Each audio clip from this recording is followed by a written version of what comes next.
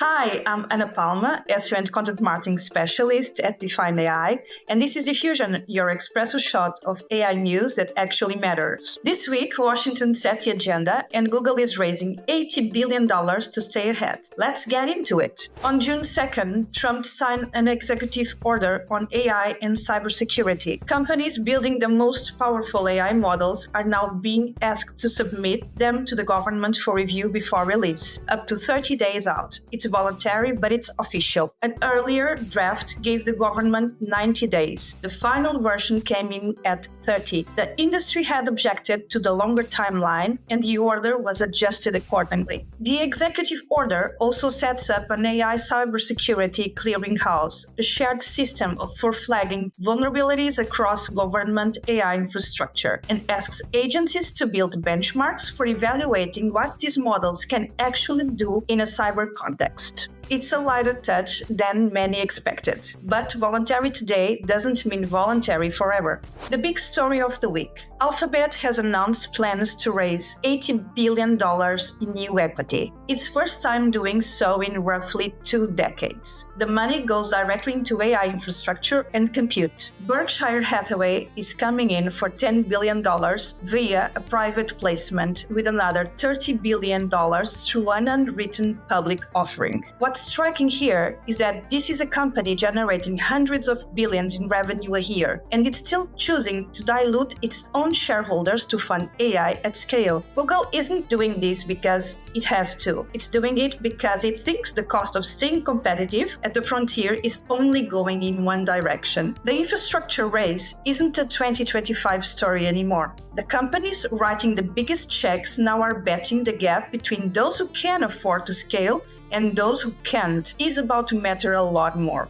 Next up, Nvidia has acquired Kumo AI for over $400 million. Kumo is a 4-year-old startup that builds predictive AI for enterprise data, the kind of structured business data that sits in customer databases and transaction records. Its clients include DoorDash, Reddit, and Sainsbury's. The 3 co-founders came from Pinterest, Stanford, and LinkedIn, and had already transitioned to roles at Nvidia before the deal was announced. The acquisition closed June 4th. For Nvidia, this is a move up the stack. The company has built its dominance on the chips that power AI, and Kumo gives it a foothold in the enterprise software that runs on top of them. With over 100 acquisitions in recent years, the direction is consistent. Nvidia is building toward owning the full AI pipeline from hardware to application layer. From acquisitions to funding rounds, AlphaSense just closed $350 million, valuing the company at $7.5 billion. That's nearly double its previous valuation of $4 billion. The round was led by Vitruvian Partners, Accenture Ventures, and JP Morgan Asset Management. AlphaSense builds AI that helps enterprises make sense of financial and business data, earnings transcripts, regulatory filings, market research,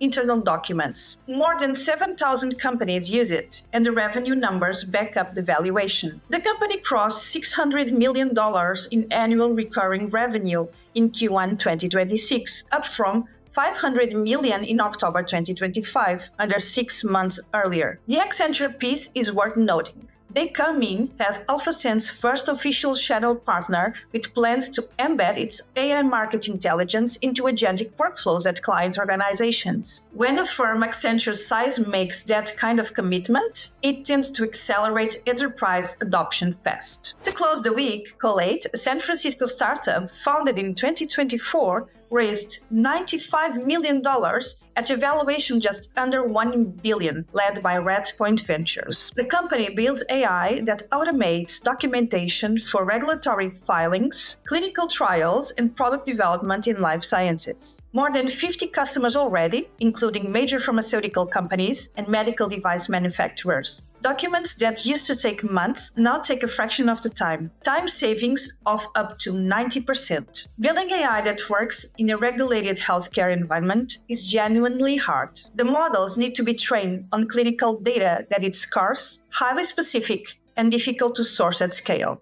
Defined.ai's marketplace has datasets built specifically for this space. And if you want to explore what's available, our latest dataset spotlight episode covers 2 medical datasets from that catalog. You will see it pop up somewhere on screen. That's all for this week's Diffusion. Thanks for watching.